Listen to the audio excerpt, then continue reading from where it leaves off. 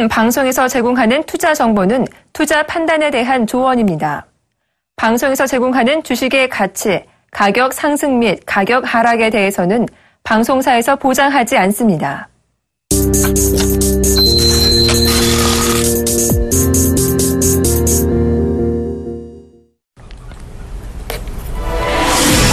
출발쟁쇼와이드 2부로 돌아왔습니다. 박진영입니다. 자, 오늘 9월 7일 월요일 우리 국내 시장 개장을 했죠. 지난주 낙폭을 키워가며 마감했던 우리 장. 오늘은 소폭 하락 출발하고 있는 상황입니다. 이 시장 좀 중국 시장 이후에 어떻게 좀 회복을 할 수 있을지 기다려봐야 할 것 같은데요. 자, 먼저 오늘 시장 출발부터 함께 하실 분 모시도록 하겠습니다. 오늘은요, 샘플러스 예병군 멘토 그리고 샘플러스 김태환 멘토 함께 하십니다. 두 분 어서 오세요. 네, 예, 안녕하십니까. 네, 먼저 개장 분위기가 어떤지 알아봐야 할 것 같은데요. 전체적으로 이 개장 분위기 예병군 멘토님이 먼저 짚어주시죠. 예, 금요일 날 낙폭이 좀 과했던 탓인지 모르겠습니다만 결과적으로 지금 시장에 크게 영향력은 없어 보입니다. 일단은 코스피 같은 경우에 약보합으로 출발이 됐는데요. 약 3.77포인트가 빠진 1882선에서 지금 거래가 되고 있고요. 코스닥은 강보합 출발입니다. 0.73포인트가 오른 바로 651선이네요. 650선을 지켜주고 있습니다. 651선에서 거래가 되고 있습니다. 전체적인 시장 분위기 나쁘지는 않습니다만 결과적으로 변동성은 지금 구간 존재하는 것이고 결국은 여러 가지 이벤트들이 있습니다. 이번 주에 있을 선물 옵션 동시 만기일의 이벤트도 있고요. 결국은 또 다음 주죠. 바로 FOMC 회의에 대한 부분들, 그 이벤트들이 시장 불확실성으로 존재를 하면서 아마 주 후반을 전체적으로 이번 한 주 자체를 시장 불확실성, 즉 그걸로 변동성을 줄 수 있는, 즉 박스권 하단에서는 위쪽으로 가고자 하는 분명한 움직임들이 보일 것이고요. 박스권 상단에서는 다시 아래쪽으로 가고자 하는 분명한 움직임들이 보일 것이라는 거 참고해 보셨으면 좋겠습니다. 네, 일단 우리 시장 썩 나쁜 출발은 아닙니다. 이번 주 목요일에 있는 만기일과 금토일 같은 이벤트가 좀 불확실성의 요인이 되는 만큼 계속해서 시장 잘 지켜보실 필요가 있을 것 같은데요. 자, 이어서 현재 업종별 흐름 어떤지 살펴봐야겠습니다. 김태환 멘토님. 네, 현재 시장 기준에서 코스피 지수가 3.5포인트 정도 하락하고 있는 그런 모습인데요. 일단은 약세를 출발하고 있지만 지난 주말에 좀 과도하게 밀렸기 때문에 큰 폭의 급락세는 일단 없는 그런 모습입니다. 아무래도 금일 중국 시장이 다시 한번 지난주 목금 휴장 이후에 개장이 되면서 눈치 보기 시장세가 오전장에 좀 연출될 수 있는 가능성이 크다 이렇게 말씀을 드리겠는데요. 일단 그래서 시장에서 업종별 동향을 좀 살펴보면요. 현재 업종별 운수 창고 업종이 0.8% 정도 강세를 보이고 있고 정유목재와 운수장비, 의료정밀 업종이 0.2%대의 상승 출발하는 그런 모습입니다. 오늘 모처럼 정권 업종도 0.2% 오름폭을 보이고 있는 모습이고 그 외에 은행 업종이나 유통 업종도 약간 반등을 주는 그런 모습입니다. 하지만 대체적으로 좀 상승 업종 대비 하락 업종이 더 많은 그런 모습인데요. 오늘 하락 업종의 하락률 자체도 그렇게 크지는 않는 그런 모습입니다. 섬유 의복 업종이 0.8% 정도 하락률을 보이고 있고 철강 및 금속 업종이나 전기가스 업종 자체도 0.5%에서 0.7% 정도의 하락률을 보이는 모습입니다. 일단 시가총액 상위 종목 가운데 삼성전자가 다시 한번 0.5% 하락을 하면서 6,000원 하락한 112만 3천원에 약세 출발한 그런 모습이지만 원달러 환율 자체가 다시 한번 1,200원대까지 올라서는 그런 모습이다 보니까 현대차 같은 경우가 오히려 소폭 반등을 주면서 15만 500원 현재가를 보이는 모습인데요. 그 위에 시가총액 상위 종목 가운데 한국전력이나 SK하이닉스, 제일모직 같은 경우가 조정을 받고 있는 반면에 삼성 SDS나 기아차 이런 종목들이 좀 반등을 주면서 지수는 전반적으로 업종별 내에서도 좀 차별적인 흐름을 보이면서 지수의 하락폭은 그렇게 크지 않게 출발하는 그런 모습이다 이렇게 말씀을 드리겠습니다. 다음 코스닥 시장의 흐름을 좀 보겠는데요. 코스닥 시장은 오히려 1.6포인트 정도 상승 출발하면서 652포인트까지 일단 반등에 승부하는 모습입니다. 그러다 보니까 업종별로도 상승 흐름이 많은데요. 통신 서비스 업종이 2.5%의 강세를 보이고 있고 출판 매체 복지 업종도 2%대의 강세 흐름을 나타내는 그런 모습입니다. 그 위에 종이목재나 일반 전기전자, 통신 서비스 업종도 1%대에서 약 1% 초반 정도의 상승 흐름을 보이고 있고 약세를 보이는 업종 같은 경우는 음식료, 담배 업종이 1.1% 정도의 상대적 약세를 좀 보이는 그런 모습이네요. 그 위에 건설업종이나 운송 장비 부품 그리고 화학업종이나 제약업종들도 약세 출발하는 모습인데 코스닥 시장 같은 경우는 시가총액 상위 종목 다음 카카오나 셀트리온의 상승 반등이 승관한 모습이고 동수나 메디톡스 그리고 파라다이스나 바이로메드 같은 경우는 좀 조정을 다시 한번 받는 그런 모습입니다. 그래서 오늘 같은 경우는 오전장의 코스닥 시장 같은 경우는 시가총액 상위 종목군들의 좀 변동성, 즉 업종별 차별적인 흐름이 나타나면서 일단 반등 흐름을 좀 이어가는 모습인데요. 아무래도 오늘 10시 반 정도 이후에 중국 시장의 개장과 더불어서 방향성이 어떻게 좀 잡힐지 있는지 일부분을 좀 확인을 해야 될 것 같고 또한 그동안 계속적으로 매도세를 보였던 외국인들의 코스피 시장의 매수 전환 시점 이런 시점까지도 한번 좀 눈여겨봐야 되는 그런 흐름이다. 이렇게 말씀을 드리겠습니다. 네, 이 지수가 전반적으로 업종 내에서 좀 차별화가 나타나는 상황이다라고 말씀을 해주셨습니다. 이어서 수급 알아봐야겠죠. 아직까지 큰 움직임까지는 보이지 않고 있는 것 같은데요. 일단 외국인과 기관 모두 거래소에서는 일단 매도하면서 출발하고 있는 것 같습니다. 이 전체적인 시장 수급 분위기는 예병근 멘토님께 여쭙니다. 예, 큰 폭의 규모는 아닙니다. 일단은 뭐 시장 초반인데다가요. 외국인이 코스피 쪽에서는 40억 원어치를 매도를 하고 있고요. 개인하고 기관이 각각 매수를 지금 들어와서 있습니다. 개인이 19억, 그 다음에 기관이 8억 정도 순매수를 보이고 있습니다.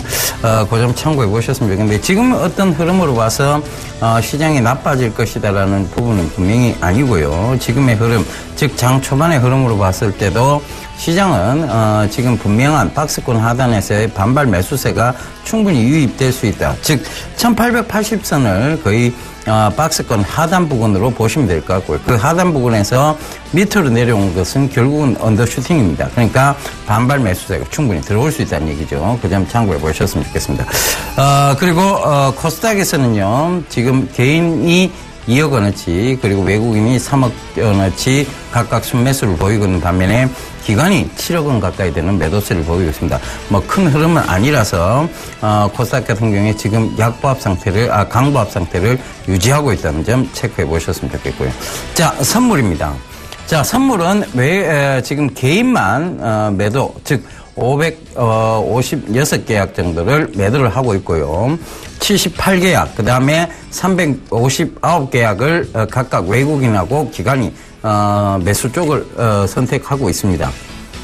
결과적으로 이들은 헤지 차원이 아니라 지금은 지수 자체를 방향성을 위쪽을 보고 있다는 얘기죠. 그래서 그런 부분들을 체크해 보신다면 결국은 선물 이런 쪽의 흐름, 즉 박스권 하단에서는 선물 상단을 선물에서 방향성으로 보면 위쪽으로 배팅하고 있다. 즉 결국은 박스권 하단에서는 반발 매수세, 그다음에 박스권 상단에서는 또 선물 단기적 선물 매도세가 이어지면서 하방으로 내려가고자 하는 그런 습성이 지금 시장은 존재를 하고 있습니다. 그것은 결과적으로 산업적인 측면에서 이벤트와 그다음에 이제 앞으로 좋아질 성장성에 대한 부분들이 맞물려 있다고 보시면 되고요. 이것은 결과적으로 하루 종일 여기에 대한 공방이 펼쳐질 수 있다는 것을 의미합니다.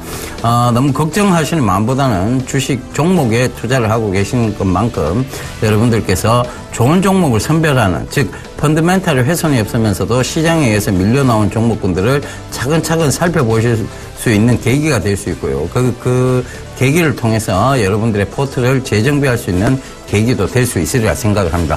그 점 잘 참고하셔서 결국은 아직은 장기적인 방향성 쪽에서는 위쪽 방향이 명확하다. 그것은 글로벌 초저금리라는 기준 상태를 가지고 있기 때문이다. 이렇게 말씀드리도록 하겠습니다. 네, 오늘 수급 변동성 역시 커질 것이라는 예측을 해볼 수가 있겠는데요. 이런 장일수록 조금 더 좋은 종목을 선별을 하면서 포트 재정비 기회로 삼는 게 좋겠다라는 말씀까지 해주셨습니다. 자, 이어서 외환시장 알아봐야겠죠. 지금 현재 KB 외환선물 정경팔 팀장 전화 연결돼 있습니다. 안녕하세요. 네, 안녕하세요. 네, 요즘 환율 변동성이 부쩍 큰데요. 현재 외환시장 분위기 어떤지 전해주시죠. 네, 오늘 서울외환시장은 지난주 금요일 종가 대비 8원 60전이 상승한 1,202원에 개장했고요. 개장 이후 개장가를 고점으로 상승폭을 다소 줄이면서 이 시간 현재는 1,198원 50전에 거래되고 있습니다. 오늘 환율이 급등 출발한 것은 글로벌 위험 회피 심리를 반영하고 있습니다. 지난 주말에 발표된 미국의 8월 고용지표는 시장의 방향성을 제시하지 못했고요. 그 대신 뉴욕 증시의 부진이 달러화의 주요 통화 대비 방향성을 제시하는 모습이었습니다. 미 고용지표가 시장의 방향성을 제시하지 못한 것은 대표적인 세부 내용 두 가지가 상반된 내용을 보였기 때문입니다. 미국의 비농업 부문 신규 고용의 경우 17만 3천 명 증가에 그치면서 지난 2008년 4월 이후 최저치를 기록했고요.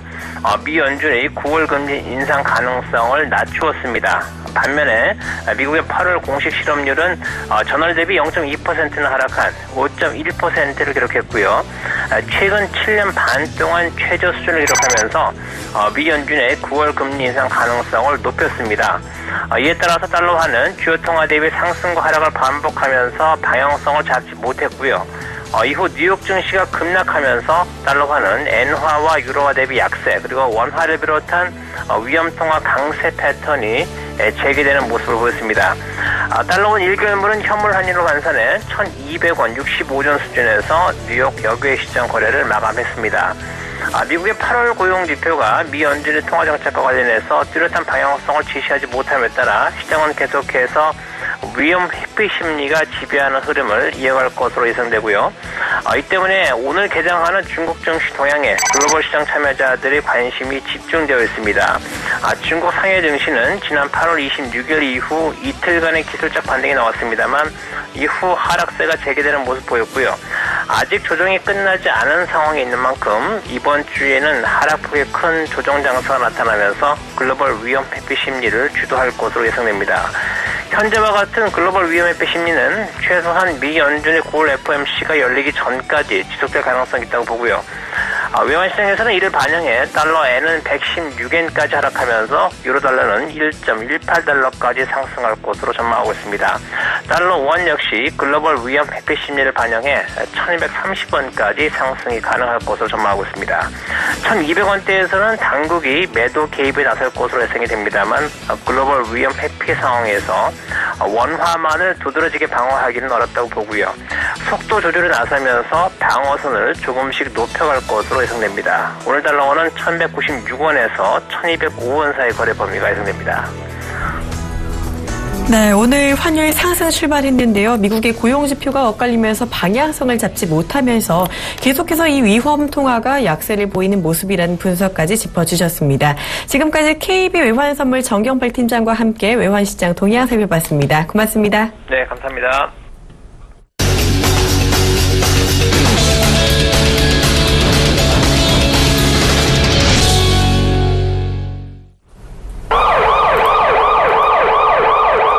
네, 본 방송에서 제공하는 투자 정보는 투자 판단에 대한 조언입니다. 해당 주식의 가치나 수익률에 대해서는 보장하지 않습니다. 자, 이어서 오늘의 돌발 종목 알아보는 시간이죠. 먼저 눈에 띄는 종목이 나타나고 있는데요. 지금 현재 CJ 대한통운이 중국 사업 본격화에 대한 기대감에 오름세를 보이고 있다고 합니다. 그리고 미래에셋 생명 같은 경우는요, 이 99억 규모의 자사주 취득 소식이 들려오면서 역시나 지금 좋은 모습 보이고 있는 것 같은데요. 여기에 더해 한 가지 더 알아봐야 할 것 같습니다. 아까 전에 아침에 좀 알리바바 관련해서 예병군 멘토님께서 말씀을 해주신 하이셀이 지금 또 올라가고 있는 모습인데요. 이 세 가지 종목 합해서 예병군 멘토님께 먼저 여쭙니다. 예, 일단 CJ 대한통운부터 좀 설명을 드리도록 하겠습니다. 전체적으로 보면 택배 산업이죠. 이 택배 산업인데 이것이 지금 왜 인기를 끌고 있느냐에 대한 부분입니다.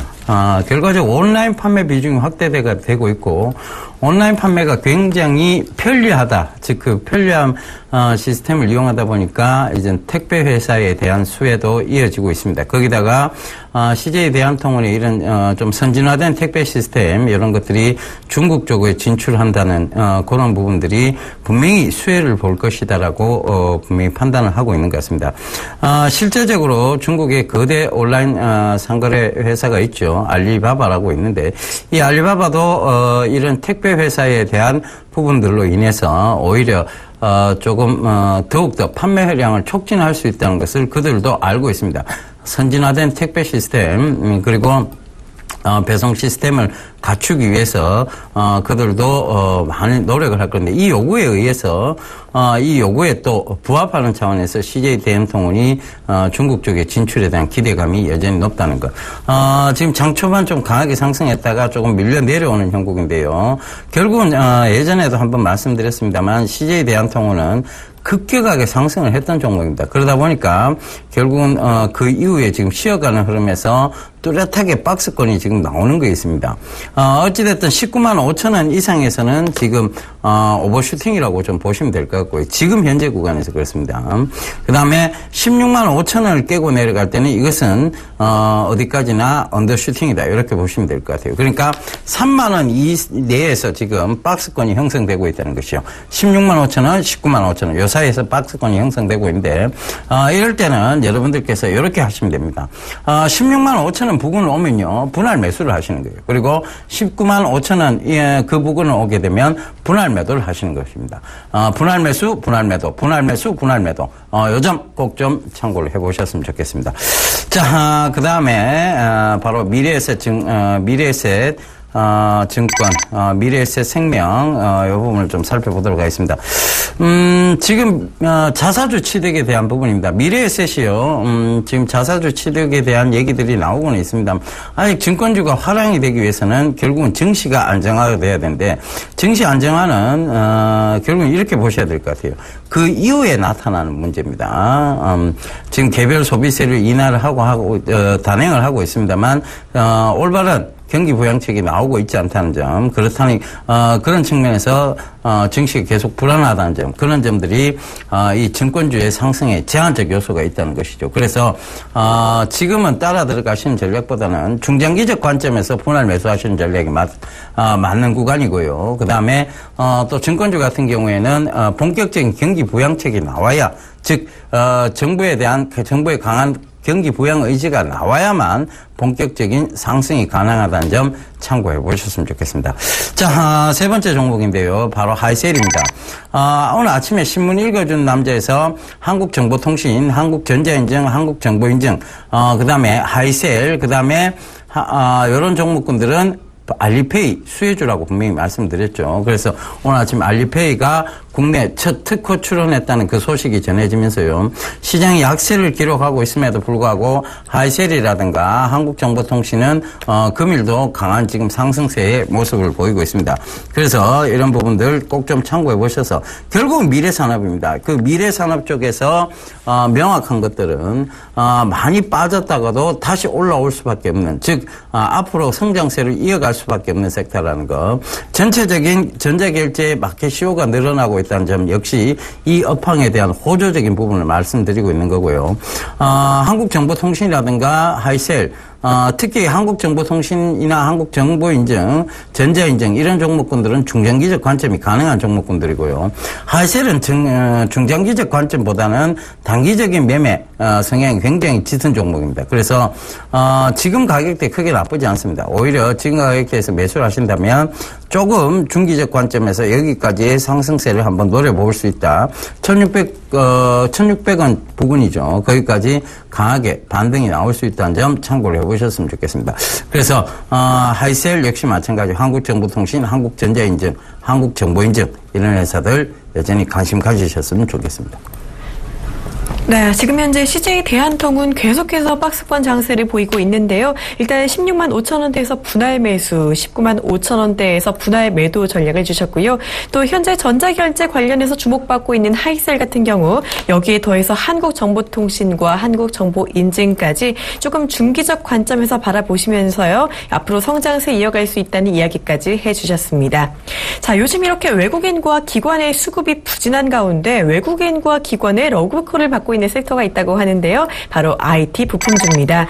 지금 현재 삼성전기나 LG이노텍 그리고 익스페타시스, 코리아 서킷 같은 종목들이 지금 현재 수급 모멘텀을 받고 있는 모양인데요. 이 IT 부품주에 대해서는 두 분께 모두 여쭐까 하는데 먼저 김태환 멘토님. 네, 최근 약세를 보이고 있는 그 국민 가운데 대표적으로 이제 완성차 업체를 비롯한 부품주들이 상당히 강세를 좀 보였고요. 물론 환율 효과가 있다 이렇게 보여지고요. 지금 말씀하신 대로 삼성전기나 LG전자 같은 경우 이와 같은 그 소외되었던 업종 대표주 같은 종목들도 약간의 반등을 좀 시도하는 그런 모습을 볼 수 있습니다. 물론 최근 휴대폰 부품주들 같은 경우 제가 일전에도 여러분들에게 소개해드렸던 서원인텍 같은 경우도 상당히 실적이 하반기에 개선되어지면서 배당 매력까지 좀 부각이 되면서 오늘 강세를 보이는 그런 모습. 모습인데요. 일단 휴대폰 부품주들 같은 경우는 그동안 좀 침체되었던 스마트폰 시장 자체가 신제품 출시와 더불어서 중저가 스마트폰이나 또 피처폰들이 계속적으로 이제 하반기에 출시가 예상이 되고 있다 보니까 결국은 이에 따른 부품의 공급 증가 이런 기대치가 결국은 부품주들에 대한 반발 매수가 유입되면서 주가들이 좀 반등을 주고 있는 그런 모습이다 이렇게 볼 수 있는데요. 오늘 휴대폰 부품주 가운데 서원인텍이 현재 2%대의 강세를 보이고 있는 반면에 또한 파워로직스나 이렌텍 뭐 이런 P&A 솔루션 이런 정보들도 약간의 반등을 주고 있습니다. 다만 시장 자체가 오늘도 다시 한번 코스닥 시장 자체가 6포인트대까지 하락 반락하는 그런 모습이고 코스피 시장 자체는 또 조정폭이 조금 더 확대되어진 그런 모습입니다. 물론 휴대폰 부품주들의 하반기의 성장성과 수익성 자체는 분명히 좋을 것이다 이렇게 말씀을 드리는데 다만 여러분들이 이와 같은 종목들 중에서도 일부 파트론이나 서원인텍이라든지 일부 종목들에 대해서 실적이 하반기에 개선되어지는 즉 턴어라운드가 이루어질 수 있는 종목들 쪽으로 좀 집중해서 투자하시는 것이 좋겠고요. 그러지 못한 종목들 일단 뭐 테마적인 거 흐름에 따라서 동반적으로 오르는 종목들 같은 경우에 역시 여러분들이 옥석을 좀 가려낼 필요가 있다 이렇게 말씀을 드립니다. 따라서 이번에 매수 시점 자체는 아무래도 주 초반의 약세 이후에 다소나마 낙폭이 좀 줄어들 수 있는 가능성이 있겠지만 매수 시점의 템포 결국은 주가는 매수하고 난 이후에 이익을 실현해야 되는 것이 분명히 중요하다 이렇게 말씀드리기 때문에 여러분들이 오늘 같은 경우에 좀 다소 강세를 보이는 종목과 더불어서 또 이에 따라 반대로 눌림목을 주는 종목들도 분명히 있을 겁니다. 따라서 아까도 말씀드린 것처럼 종목별에 대해서도 여러분들이 좀 차별적인 접근 전략을 좀 세워서 좋은 종목 같은 경우는 오히려 조정 시에 이번에 저가에서 충분히 매수할 수 있는 그런 매수 템포적인 그 측면 이 부분을 여러분들이 한번 좀 눈여겨서 좀 참조를 해볼 필요가 있다 이렇게 말씀을 드리겠습니다. 네, 김태환 멘토님 같은 경우는 이 IT 부품주의 하반기 성장성이 괜찮다라는 말씀을 해주시면서요. 그 중에서도 하반기 실적 개선 종목 위주로 파트론이나 서원인텍 같은 경우 조금 더 집중해서 보시는 게 좋겠다라는 이야기 주셨습니다. 자, IT 부품주 예병근 멘토님은 어떻게 보시는지요? 예, 우리가 어떤 민족입니까? 이 광고 여러분들 많이 보셨을 겁니다. 결국은 자원이 부족한 국가였고 우리는 결국은 기술력으로 승부를 해서 국가의 위상을 이만큼 올려놓았습니다. 결과적으로 기술, 즉 근면성실함과 기술력으로 이 나라가 이때까지 지탱되어 왔고 그것이 이제 세계적으로 인정받기 시작한 것이죠. 그래서 결국은 기술 산업이 살아나야 결국 우리나라 산업군 전체가 화랑을 이룰 수 있다 이렇게 보시면 되겠습니다.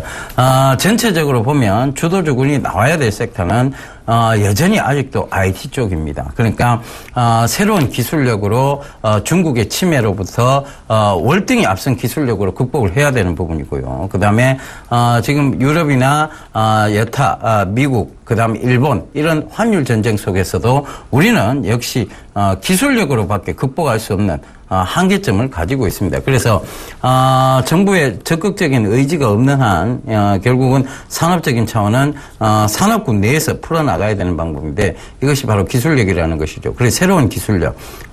최근에 보면 대기업들이 새로 관심을 갖고 있는 부분, 특히 IT 쪽에서도 큰 IT에 그 강의 IT의 개념이 있다면 협의적인 부분으로 조금 더 디테일하게 들어가서 사물 인터넷, 그 사물 인터넷 중에서도 가장 먼저 좀 수혜를 볼 수 있는 것이 더 디테일하게 들어가자면 결국은 통신과 그리고 바로 이 스마트 홈 시스템에 대한 부분들입니다.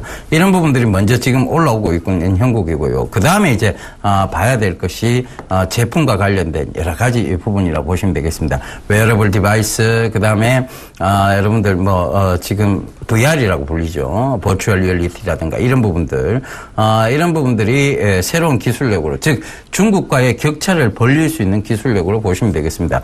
진입 장벽이 크게 높지는 않습니다. 그래서 중국이 지금 최근에 보면 스마트카, 스마트홈 이런 식으로 따라오고 있다고 하는데요. 그것은 결국은 완성품 쪽에서의 침해입니다. 그래서 중소형 부품주 위주의 기술력이 강한 종목군들 위주로 좀 보시면 되겠고요.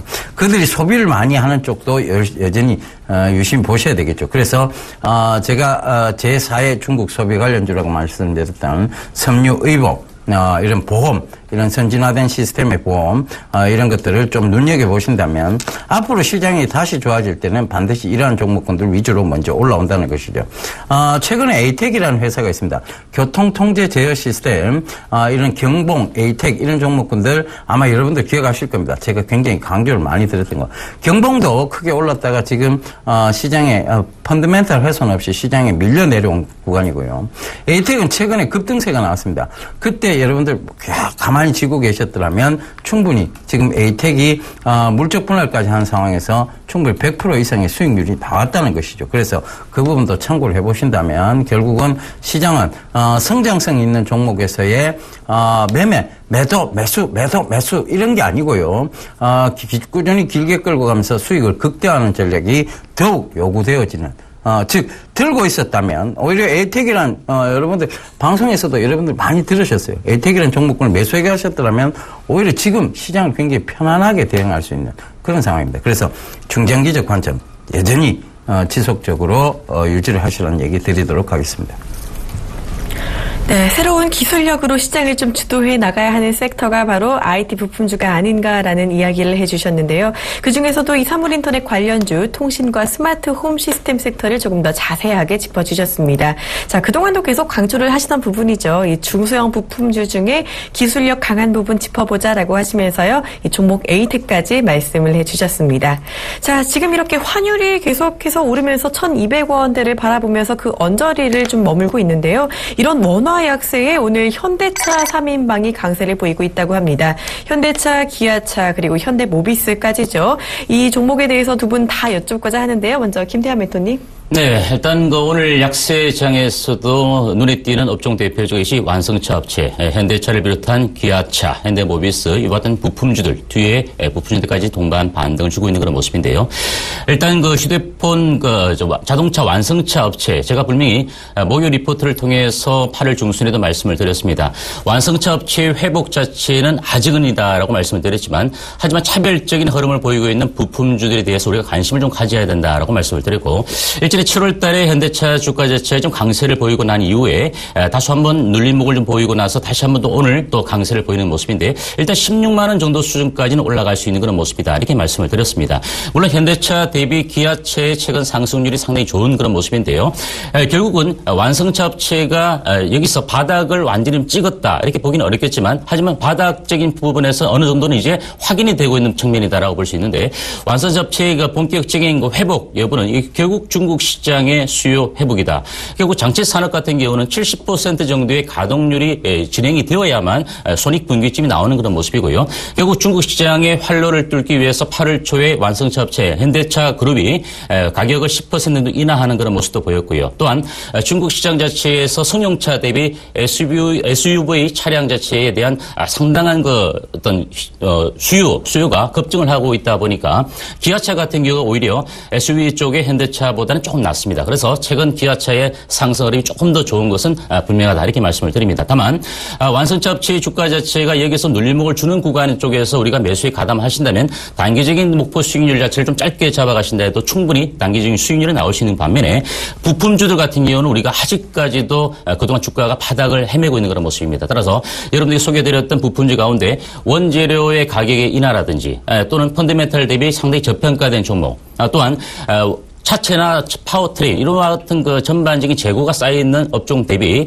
신제품을 출시할 수 있는 업종 즉시 DCT 즉 듀얼 클러치 트랜스미션이라고 해서 자동화된 수동 변속기와 관련된 부품주에 대해서 우리가 차별적으로 옥석을 가리자 이렇게 말씀을 드려서 여러분들에게 이미 3비 오토모티브라든지 경창산업 이런 종목들을 계속적으로 강조를 드려왔던 종목인데요. 일단 오늘 완성차 업체의 흐름 자체는 원달러 환율 자체 결국은 원화 약세를 즐길 수밖에 없는 시점이다 이렇게 말씀을 드립니다. 물론 1,200원대에서 다소 한번 반락이 이루어진다 하더라도 원화 약세의 흐름 자체는 9월달 그리고 4달 정도까지도 조금 더 이어질 수 있는 가능성이 크기 때문에 여러분들이 완성차 업체에 대한 관심보다 좀 부품주들에 대한 관심을 좀 더 가지면서 접근할 수 있는 그런 전략을 세워주신다면 충분히 이번 단기적인 조정 여파 속에서도 일부 이익을 실현할 수 있는 그런 시점이 아니겠는가 이렇게 말씀을 드리겠습니다. 네, 이렇게 김태환 멘토님은요, 이 완성차, 중국 시장 수요 회복이 일단 되어야 한다라는 이야기를 주셨는데요. 반면 자동차 부품주는 아직까지는 크게 올라가지 못한다는 점을 언급해 주시면서 차별적으로 옥석 가리기가 필요하다는 말씀 주셨습니다. 이 중에서도 3기 오토모티브는요, 지난주도 탑5 시간에 주셨던 종목이기도 하죠. 그렇습니다. 다시 한번 강조를 해 주셨는데요. 네, 지금 현재 코스피가 지금 하락을 하고 있다는 속보가 들어오고 있습니다. 23일 연속 외국인이 순매도를 하면서 지수 하락을 이끄는 모습 모습이네요. 자, 계속해서 이 자동차 섹터들, 현대차와 기아차, 현대모비스, 이병근 멘토님께서는 어떻게 보시는지요? 예, 강조를 많이 드렸었죠. 사실은 현대차가 17만 원대, 여러분들께 13만 원대까지 빠질 수 있다는 얘기를 드렸습니다. 그것은 결국은 파생 상품에 대한 부분들이었고요. 그 파생 상품에 ELS 낙인이 13만 원 초반대 몰려있다. 그러니까 거기까지 빠질 수 있으니까 현대차의 또 고질적인 문제, 그리고 중국으로부터의 침해가 그 근거를 뒷받침해주고 있다는 얘기를 드렸었죠. 그래서 사실은 13만 원대 밑으로 빠졌습니다. 그때부터는 또 말씀을 분명히 드렸습니다. 13만 원대 밑에는 어찌됐든 언더슈팅 구간이다. 15만 원대까지의 반등은 명확하다는 얘기를 드렸었죠. 그리고 15만 원대 다시 한번 올라왔고 15만 원대 이상에서는 또 쉽게 갈 수 없다. 결국은 다시 밀려 내려올 것이라는 얘기도 분명히 드렸습니다. 결과적으로 지금 자동차 산업이 좋다면요, 이것이 낙인이 나오고 나니 꾸준한 지속적 상승이 있어야 됩니다. 그런데 지속적인 상승보다는 자꾸 조정 상승을 반복하고 있다는 점은 결과적으로 이 자동차 업황, 즉 완성차 쪽의 업황이 좋지 못하다는 것을 의미합니다. 김태환 멘토님께서 잘 짚어주셨는데요. 결국은 중국 쪽의 시장 점유율이 굉장히 떨어지고 있다는 것입니다. 로컬 브랜드가 차지하고 있는 비중이 점점 늘어나고 있고 오히려 현대차, 기아차의 비중은 줄어들고 있다는 점 참고를 해보시면 좋겠는데요. 현대차 쪽은 여전히 상승의 제한적 요소가 있습니다. 물론 기아차도 이 부분은 마찬가지입니다만 기아차는 최근에 디자인이라든가 기술력으로 이런 부분들을 많이 극복해 나가고 있는 형국입니다. 그래서 현대차보다는 기아차가 낫다는 점 다시 한번 설명드리도록 하겠고요. 현대차는 분명하게 상승의 제한적 요소가 있다는 것, 즉 중국으로부터 완성차 쪽은 지금 침해를 당하고 있다는 것 분명히 참고를 하신다면 지금 구간은 따라 들어가야 될 구간이 아니고요. 오히려 분할 매도적 구간이라고 보시면 되겠습니다. 그리고 나서 다시 14만 원대 부근, 즉 14만 원대를 깨고 내려오면 분할 매수적 관점에서 그때부터 16만 원대까지는 조금 노려보실 만한 그런 구간이다 말씀드리도록 하겠습니다. 그러니까 여전히 중국 쪽으로부터 침해를 당하고 있다는 게 주요 포인트입니다. 그래서 그들 자국 내의 로컬 브랜드들이 저렇게 SUV, 즉 스포츠 유틸리티 비하이클 쪽에서 두각을 드러낸다면 결국 가격 경쟁력을 승부할 수 없는 현대차, 이런 부분들이 침해를 당할 수밖에 없다는 것, 그것을 먼저 주안점을 두고 보시면 이 시장에서 어떻게 현대차를 대응해야 될 것이라는 거 명확해지시리라 생각을 합니다.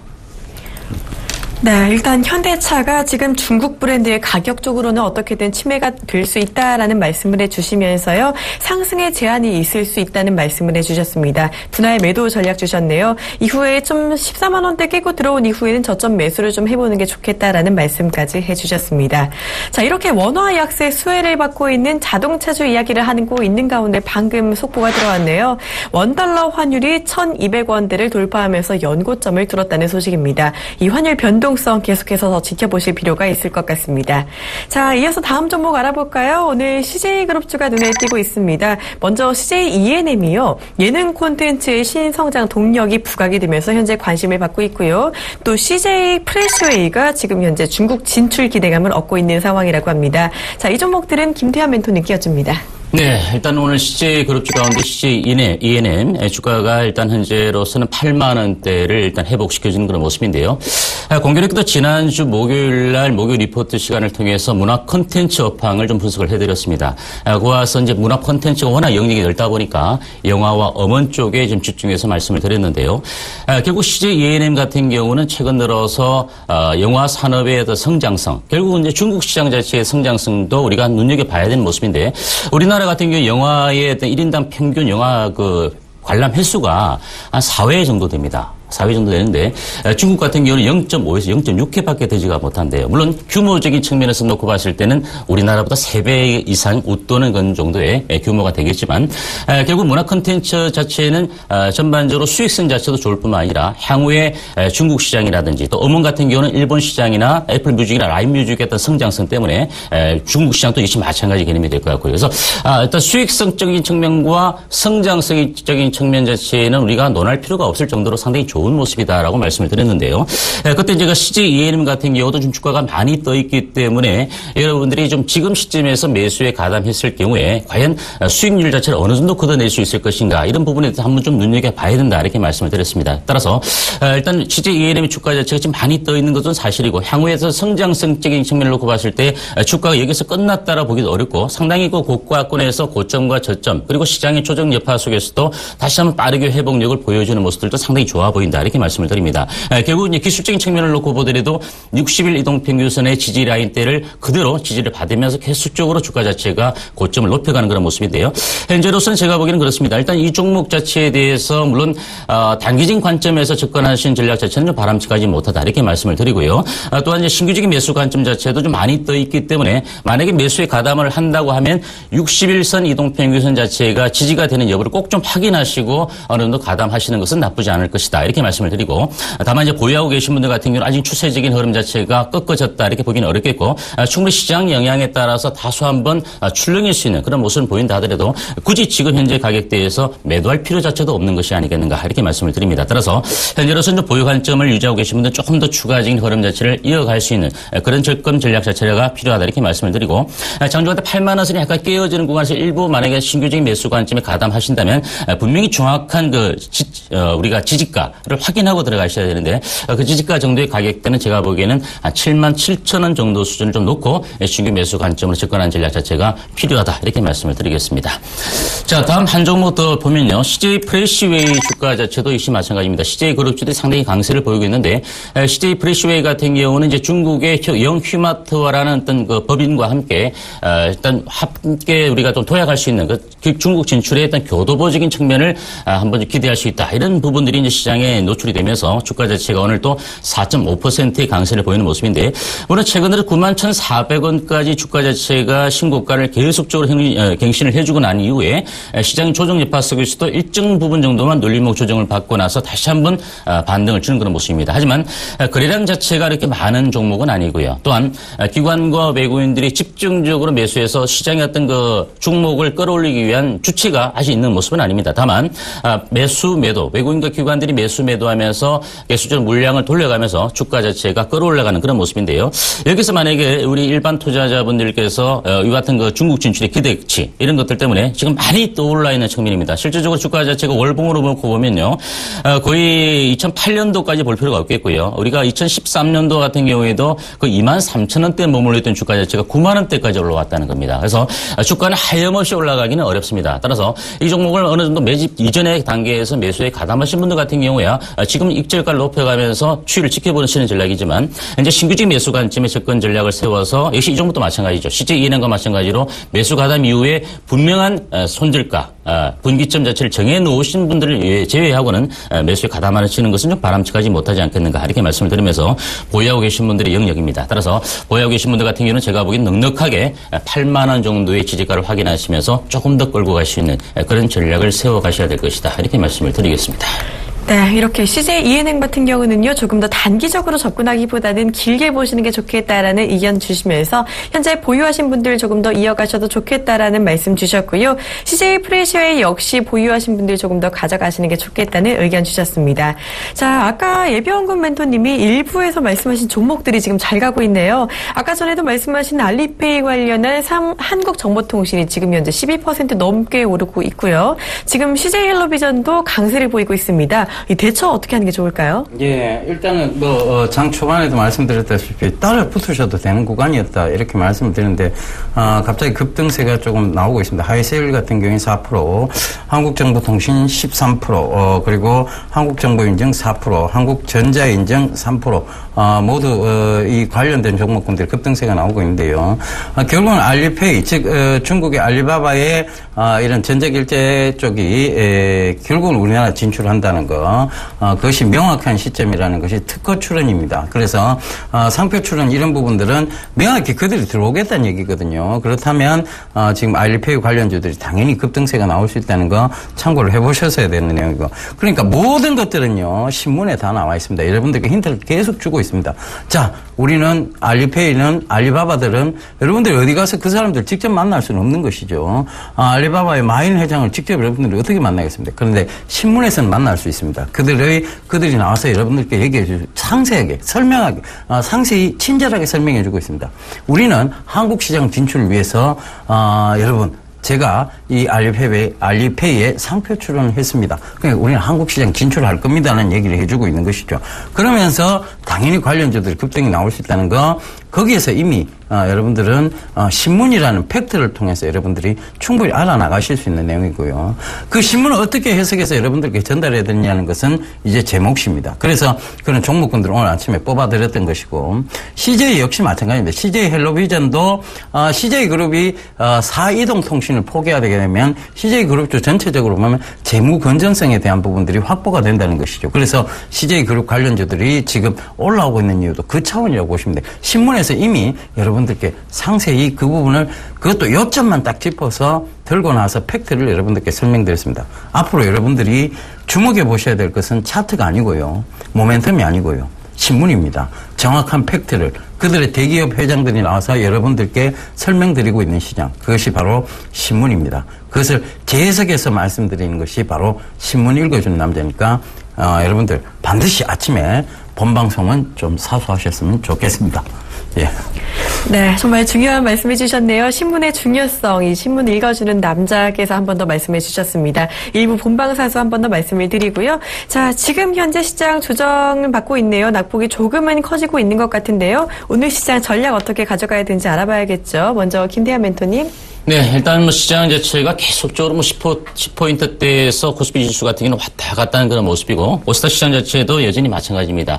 결국 이번 주 시장의 어떤 약세 출발은 누구나가 다 예상을 했을 겁니다. 저는 주말에 미국 시장에 했던 그 약세, 그리고 오늘 같은 경우 미국 시장은 노동절 때문에 휴장이 될 텐데요. 결국 오늘의 그 국내 시장에 이제 바로미터가 될 수 있는 것은 결국 중국 시장이 될 텐데, 일단 중국 시장 자체도 계속적인 경기 부양과 더불어서 정부에서도 계속적인 그 주가의 어떤 부양 차원에 대해서 대책을 내어놓고 있기 때문에 이대로 그냥 중국 시장이 어떤 나락으로 떨어지지는 않을 거다 이렇게 보여주는데, 다만 심리적인 요인 때문에 국내 시장 자체도 이번 주에 더 블리칭 대회도 있고요, 목요일날. 그래서 상당히 좀 변동성이 많을 것으로 예상이 됩니다. 다만 결국 중요한 것은 이번에 조정 자체가 물론 니케이 지수가 지난 주말에 직전 저점을 깨고서 낙폭을 좀 줄이기도 했지만, 국내 시장 자체가 이렇게 되다 보니까 오히려 직전 저점을 깨지 않겠느냐. 물론 전혀 깨지 않겠다 이렇게 우리가 약관할 수 있는 그런 모습은 아니지만, 중요한 것은 우리가 중심을 좀 잡아야 되지 않겠는가. 결국 이번에 조정을 받는다고 해서 우리가 저렴한 종목들에 대한 그 매수 관점을 놓쳐서는 안 되지 않겠는가 이렇게 말씀을 드립니다. 따라서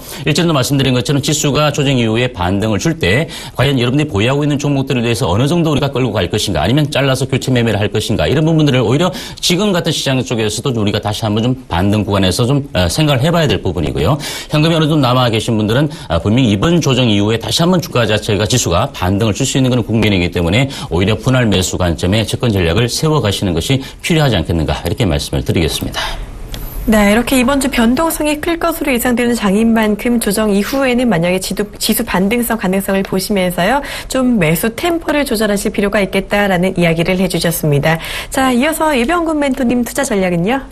예, 결국은 이제 여러분들께서 투자하고 계신 것은 종목입니다. 종목적 차원에서 본다면, 성장세가 있는 종목군들을 지금 포트폴리오를 어떻게 보면 재편할 수 있는 기회가 아닌가. 그렇다면 지금 여러분들께서, 펀더멘탈을 훼손 없이 시장에 의해서 밀려 내려온 종목군들을 유심히 보시는 게 좋을 것 같습니다. 얼마를 기다리든지 간에요. 그게 어떤 수익을 주느냐가 가장 중요한 부분입니다. 크레디오 강조 많이 드렸었죠. 오늘 갑자기 급등세가 17% 가까이 되는 급등세가 나옵니다. 자, 이런 종목군들은 결국 기다리지 않으면 지금 구간에서 못 따라갑니다. 갭을 그만큼 띄워서 날아가 버리면 도대체 그 구간에서 어떻게 잡겠다는 얘기입니다. 거기서 조금이라도 빠지면 여러분들은 불안해지게 돼 있습니다. 그렇다면 미리 여러분들께서 좋은 종목군들은 탑승하고 계시는 것이 맞고, 그 탑승이 됐다면 그것을 즉 매일매일 1위 1비하는 것이 아니라 중장기적 관점에서 들고 가시는 전략이 맞다는 것이죠. 그래서 그 부분도 참고를 해보셨으면 좋겠습니다. 결국은 가는 종목군들은 반드시 가게 되어 있습니다. 그것이 조금 지루하더라도 그것이 진정한 수익임을 다시 한번 깨달으셨으면 좋겠습니다. 여러분들 힘들 내시고요. 시장은 반드시 빠르게 회귀합니다. 예. 네, 종목별 대응을 해야 하는 전략 말씀해 주셨습니다. 포트폴리오 재편의 기회다라는 이야기 해주셨는데요. 좀 갈 종목들을 우선적으로 선별하는 게 중요하다는 말씀까지 해주셨습니다. 자, 김태환 멘토님 강연회 그리고 공개 방송도 있으시다고요? 네, 이번 주 토요일 날입니다. 12일이 되겠죠. 유한타 정권 부산중앙지점에서도 강연을 합니다. 또 항도 부산으로 내려가는데요. 남포동역 10번 출구 그리고 1호선 중앙역 2번 출구로 나오시면 유한타 정권 CJ 대한통운 빌딩 2층에 있습니다. 여러분들 많이 오셔서 여러분들 또 하반기에 집중할 수 있는 업종과 종목에 대해서 또 여러분들이 좀 함께 논의할 수 있는 그런 시간을 갖도록 하겠습니다. 강연의 이후에 오늘 또 한 주가 시작되다 보니까요. 오후 3시 40분부터 또 4시 30분까지 한 주를 시작하는 인터넷 무료 공개 방송도 진행할 예정입니다. 오늘 여러분들 고민이 많으신 분들은 많이 들어오셔서 여러분들 종목에 대한 상담 나누시기 바랍니다. 네, 김태환 멘토님 강연회와 공개 방송까지 관심 많이 부탁드립니다. 지금까지 샘플러스 예병군 멘토 그리고 샘플러스 김태환 멘토와 함께 오늘장 종목까지 알아봤습니다. 두 분 고맙습니다. 네, 네, 감사합니다.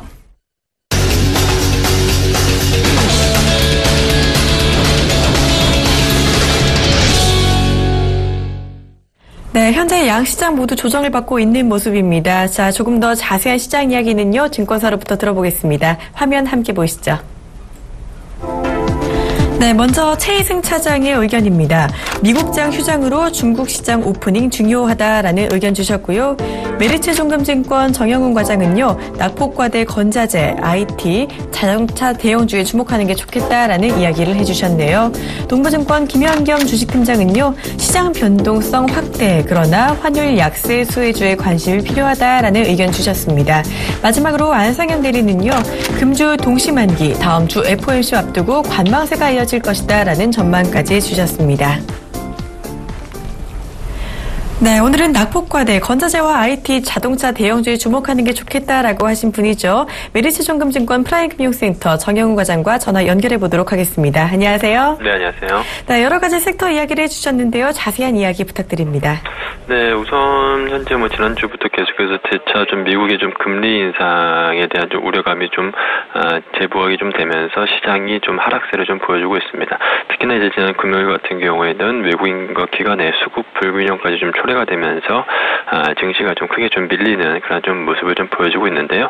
아무래도 이번 주 이제 다음 주까지는 이제 FOMC 미국의 FOMC 전까지 다소 시장이 좀 조정 장세가 좀 이어질 가능성이 좀 크지 않나 그렇게 좀 보고 있습니다. 여기에 지난주 금요일 같은 경우에 한미약품의 그 불공정 매매에 관련한 이제 금감원의 이제 조사서까지 좀 나타나면서 이로 인해서 좀 이제 바이오 제약주들이 좀 크게 좀 하락을 했었고 코스닥 전체적으로 투자 심리를 좀 위축시키는 그러한 좀 영향을 좀 미쳤다라고 좀 볼 수가 있겠습니다. 시장 전반적으로 봤을 때도 상당히 지금 FOMC 전까지는 계속해서 좀 시장이 좀 상승 모멘텀을 받기 좀 어렵지 않나 그렇게 좀 보고 있고요. 코스닥 중소형주 같은 경우에 투자 심리가 좀 위축이 될 수 있는 시점이기 때문에 지금 시점에서 다소 좀 보수적인 좀 관점이 좀 필요하지 않나 싶습니다. 다만 이제 향후에 만약에 이제 미국이 이제 금리 인상을 단행을 한다라고 한다면 오히려 시장에서는 이제 증시의 그 불확실성이 좀 해소라는 측면에서 좀 긍정적인 작용을 역발상으로 좀 할 수도 있지 않나 그렇게 좀 보고 있습니다. 그렇다라고 한다면 오히려 지금 시장 하락을 이용해서 좀 좋은 그 주식들을 좀 싸게 살 수 있는 좀 기회로 좀 활용할 필요성이 좀 있지 않나 생각을 하고 있고요. 개인적으로는 지금 현재 최근에 지난 7월 22일 정부의 그 가계대출 관련하는 그 정책 이후에 낙폭이 좀 크게 확대됐었던 건자재 업종을 비롯해서 IT와 자동차 이런 좀 대형주에 대해서는 오히려 시장 하락을 이용해서 좀 매수의 기회로 삼으면 좀 좋지 않을까 그렇게 좀 보고 있습니다.